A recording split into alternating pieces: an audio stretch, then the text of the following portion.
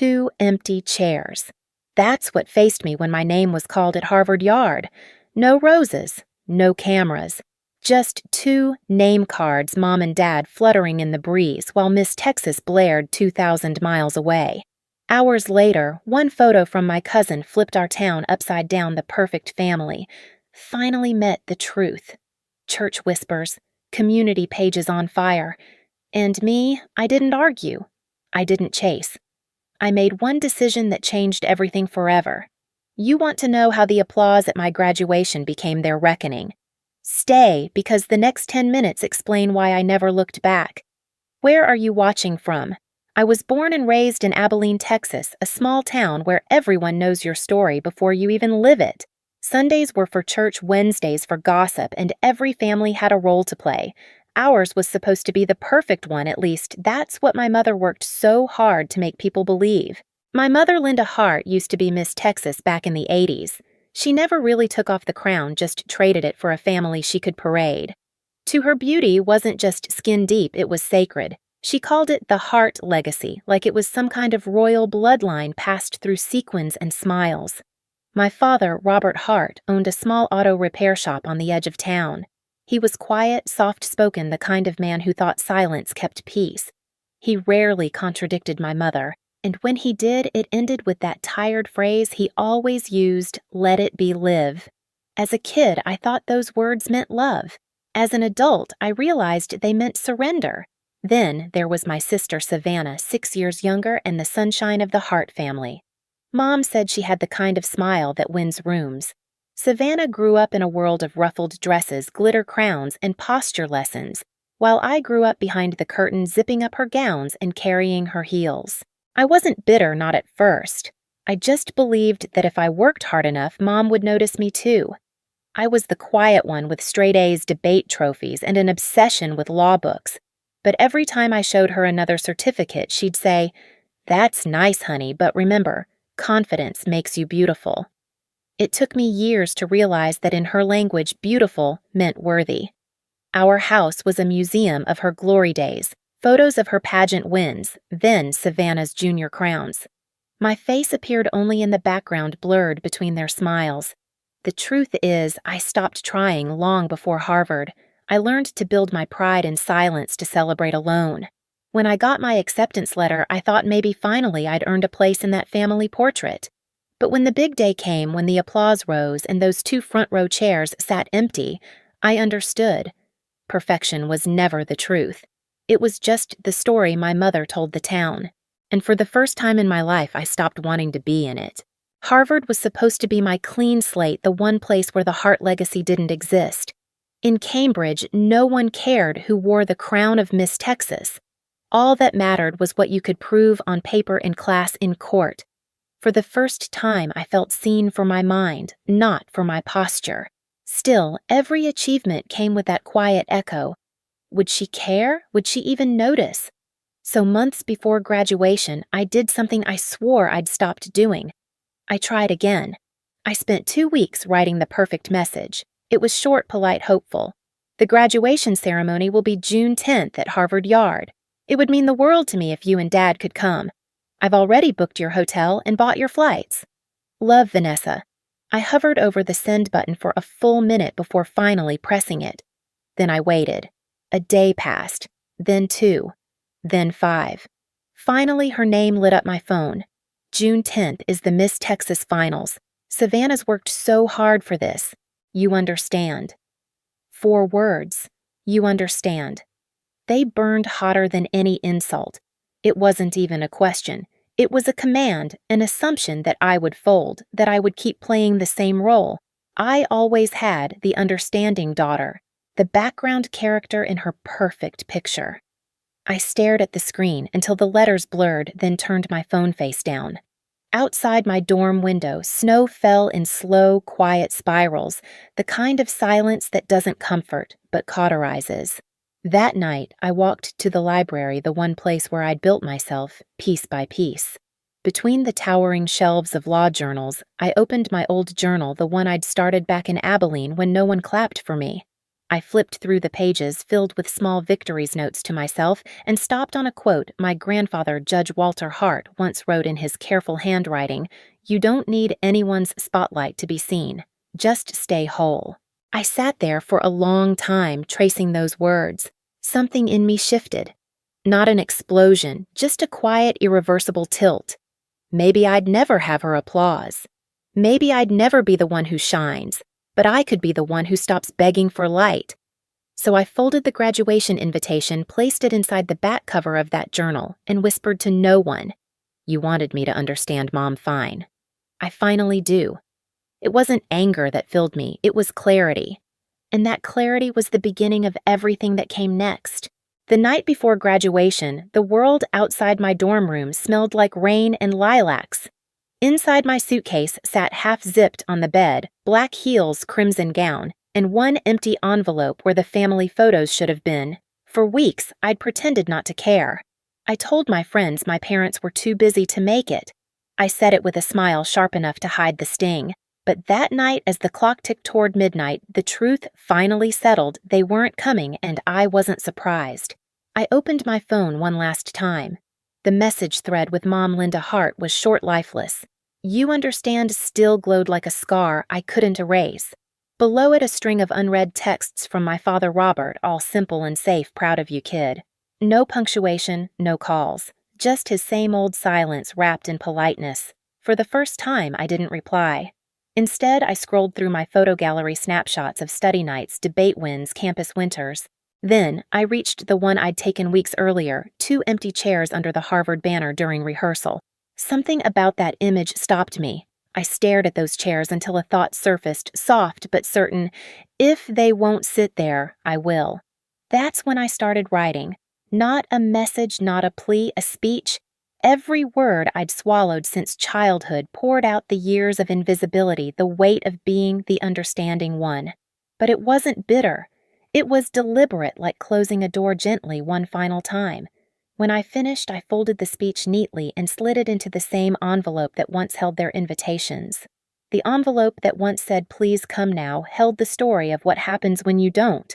I packed the journal my grandfather, Judge Walter Hart, had given me, his words tucked between the pages. Stay whole. That was all I needed to carry. Before turning off the light, I did one last thing. I opened my contacts, scrolled until I found Mom, then Dad. And without hesitation, I pressed delete. It wasn't dramatic. It wasn't revenge. It was reclamation, the quiet kind. The kind that doesn't make noise but makes room. Outside, the rain began to fall, tapping softly against the glass. I lay down, listening to it, realizing it wasn't a storm anymore. It was a cleansing. By morning, I knew exactly who I was walking for, not for the 2 empty chairs waiting in the front row, but for the girl who had finally stopped waiting to be seen.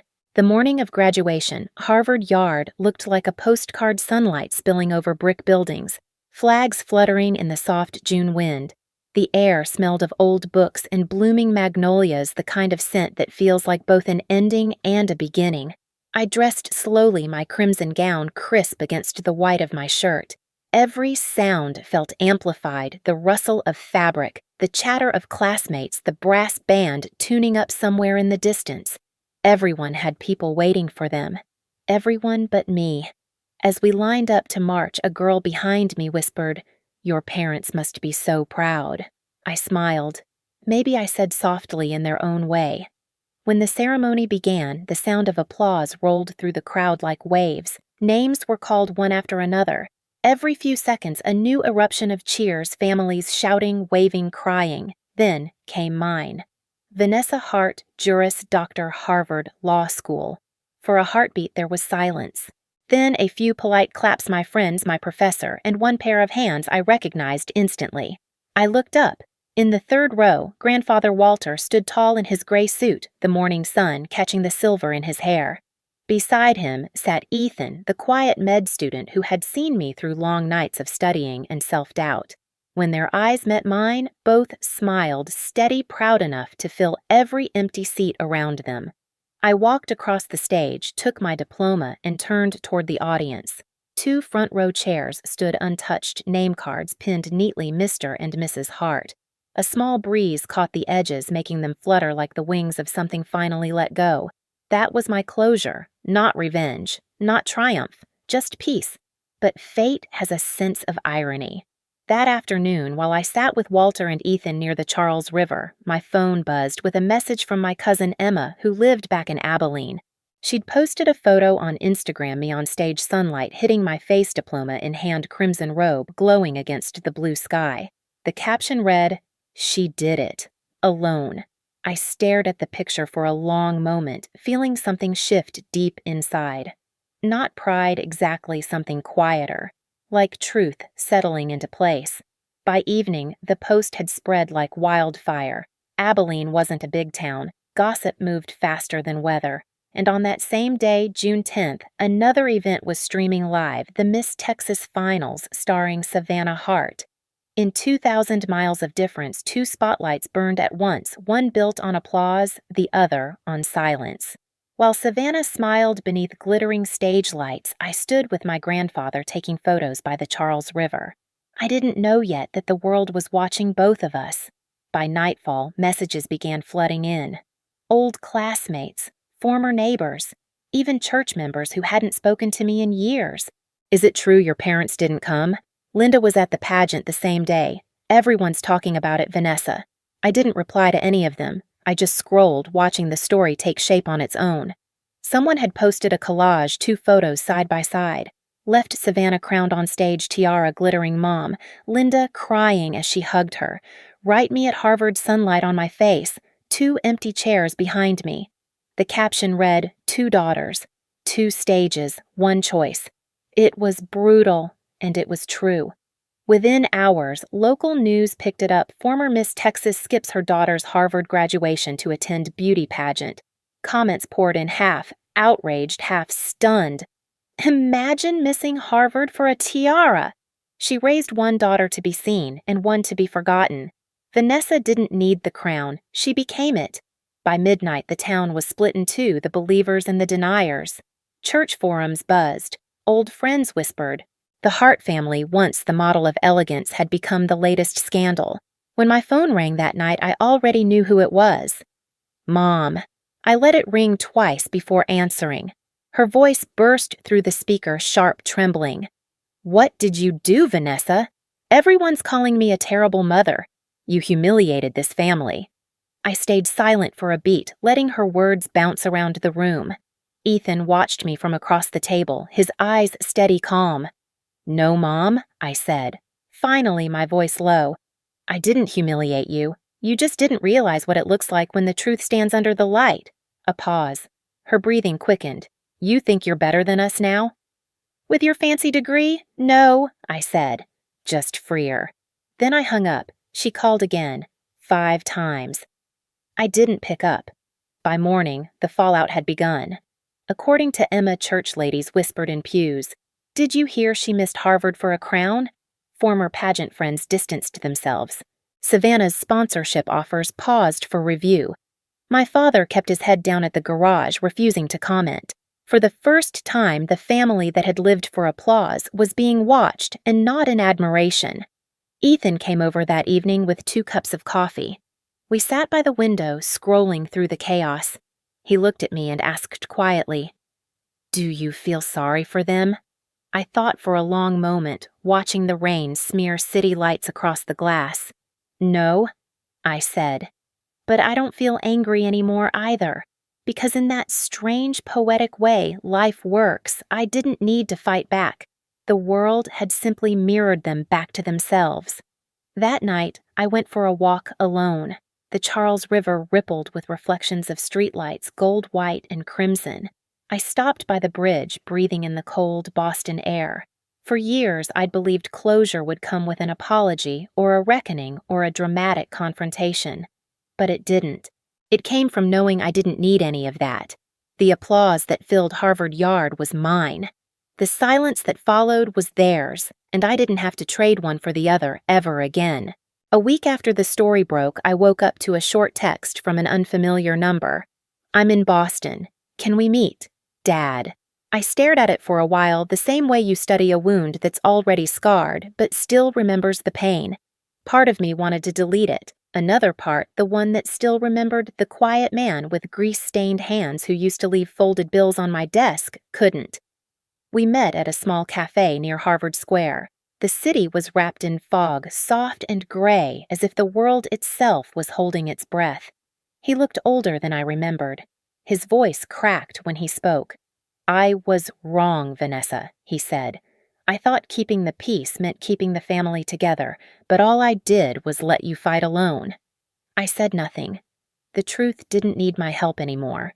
He reached across the table, fingers trembling. "I don't expect forgiveness. Just thank you for becoming the person I didn't have the courage to be." I nodded once. That was enough. Later that evening, Mom called. I almost didn't answer, but curiosity won. Her voice was brittle thin. "They're saying awful things about me," she whispered. "I just wanted Savannah to have the chances I never did." "You understand, don't you?" The same words again. "You understand." But this time they didn't sting. They sounded small, tired, like the echo of a story that had finally lost its power. "I do understand," I said quietly. "You wanted applause. I just wanted a mother." She started to cry. I didn't. When the call ended, I didn't feel victory. Just release, the kind that comes when you finally stop expecting someone to change. That night, I visited Grandfather Walter. He listened to everything, his hand steady over mine. "You don't have to forgive to be free," he said softly. "You just have to stop needing their approval." For the first time, I understood what freedom really meant. Not the kind that roars, but the kind that breathes. The world had already delivered justice. All I had to do was live it. A year later, the chairs were no longer empty. Not the ones in Harvard Yard, but the two on my balcony in Cambridge, one for me, one for Ethan. We'd sit there in the evening's tea, steaming in our hands, watching the sun melt into the Charles River. The city hummed softly below us, alive but gentle, like it had finally learned to breathe at my pace. Sometimes I'd think of Texas, of the stage lights, the sequins, the crowns, the silence. But the memories no longer hurt. They just existed, like chapters of a story I had already finished writing. I used to believe closure came from confrontation, but now I know it comes from peace, the kind you build quietly, seat by seat, until the empty ones don't matter anymore. When the wind shifts, I still hear my grandfather's words, "Stay whole, Venessa," and I smile, because I did. Maybe you've had your own empty chairs moments when people you loved simply didn't show up. If you have, tell me where you're watching from tonight. You're not alone in it anymore.